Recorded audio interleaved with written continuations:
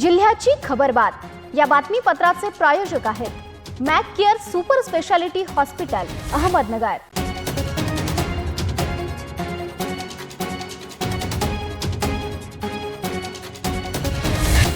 प्रेक्षकांनो नमस्कार, मी निर्जला न्यूज 24 सह्याद्रीमध्ये तुमचं स्वागत। तर पाहूयात अहिल्यानगर जिल्ह्यातील महत्त्वपूर्ण बातम्यांचा आढावा जिल्ह्याची खबरबातमध्ये। अकाली पडीत शेतकऱ्यांना त्यांच्या हक्काच्या जमिनी परत मिळाव्यात हीच माझी भूमिका आहे। या सर्व लढाईत मी तुमच्या बरोबर असून शेतकऱ्यांचे हित डावलून कोणताही निर्णय होणार नाही। जमिनीच्या प्रश्नांबाबत महसूल मंत्री चंद्रशेखर बावनकुळे आणि आंदोलक शेतकऱ्यांमध्ये बैठक आयोजित करण्यात आली असून यातून सकारात्मक निर्णय होईल अशी ग्वाही जलसंपदा तथा पालकमंत्री राधाकृष्ण विखे पाटील यांनी दिल्यानंतर हरेगाव येथील शेतकऱ्यांनी आपले अन्नत्याग आंदोलन स्थगित केलंय।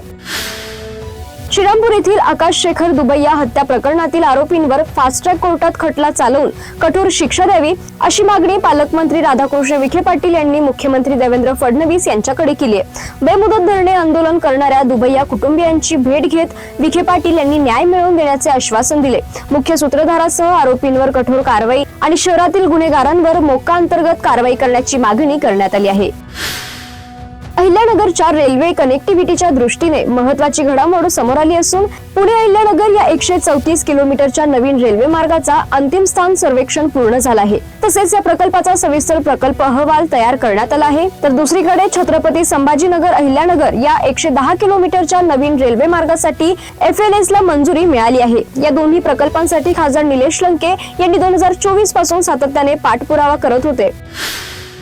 संगमनेर शहराच्या दृष्टीने आजचा दिवस ऐतिहासिक आणि आनंदाचा ठरला आहे।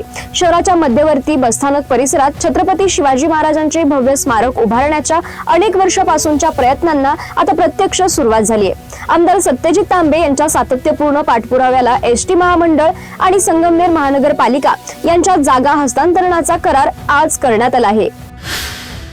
अहिल्यानगर जिल्ह्यात सुरू असलेल्या अवैध गुटखा, मावा आणि सुगंधित तंबाखू विक्री विरोधात स्थानिक गुन्हे शाखेने एक मोठी कारवाई केली। पोलीस अधीक्षक मुमक्का सुदर्शन यांच्या आदेशानुसार स्थानिक गुन्हे शाखेच्या पथकांनी एकाच दिवशी नेवासा, सुपा आणि पारनेर पोलीस ठाण्यांच्या हद्दीत तब्बल 6 ठिकाणी छापे टाकलेत। या कारवाईत त्यांनी 16 जणांविरुद्ध 6 स्वतंत्र गुन्हे दाखल केले असून एकूण 1,37,580 रुपयांचा मावा, पान मसाला आणि सुगंधित तंबाखूंचा मुद्देमाल जप्त करण्यात आलाय। जिल्ह्याची खबरबात मध्ये घेऊयात एक छोटीशी विश्रांती।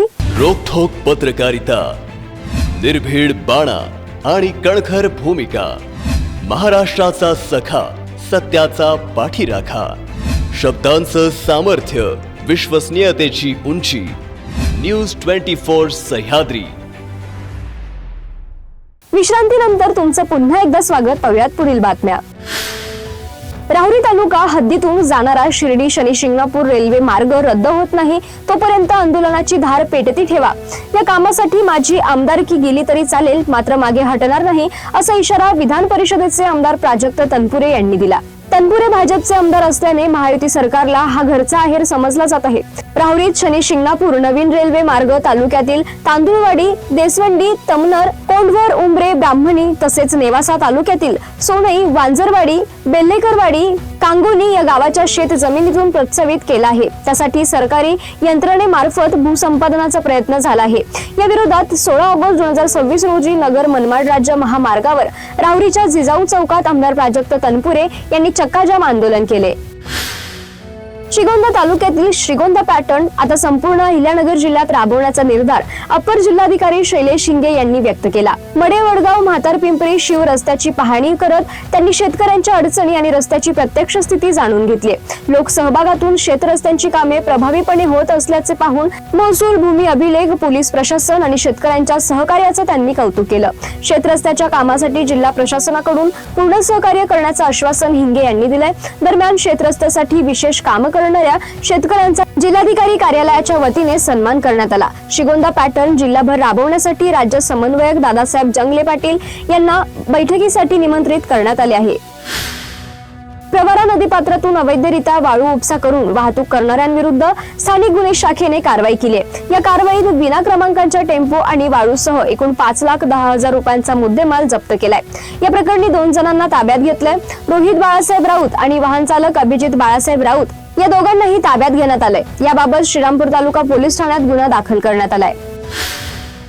मुकुंदनगर परिसरात घडलेल्या धीरज कचरूसिंग राजपूत परदेशी यांच्या हत्या प्रकरणात भिंगार कॅम्प पोलिसांनी आणखी 5 जणांना ताब्यात घेतल्याची माहिती समोर आली आहे। या कारवाईमुळे प्रकरणाच्या तपासाला आणखी वेग आला असून पोलिसांकडून तिघांची कसून चौकशी सुरू आहे। भिंगार कॅम्प पोलिसांनी इम्रान मुसा सय्यद, जाहिद नुसरत शेख, अरमान लिकायत सय्यद, हुजेब शाहिद शेख, मोहम्मद रशाद इम्रान सय्यद यांना ताब्यात घेण्यात आलंय। जिल्ह्याची खबरबात मध्ये आपण इथेच थांबतोय, मात्र तुम्ही पाहत रहा न्यूज 24 सह्याद्री।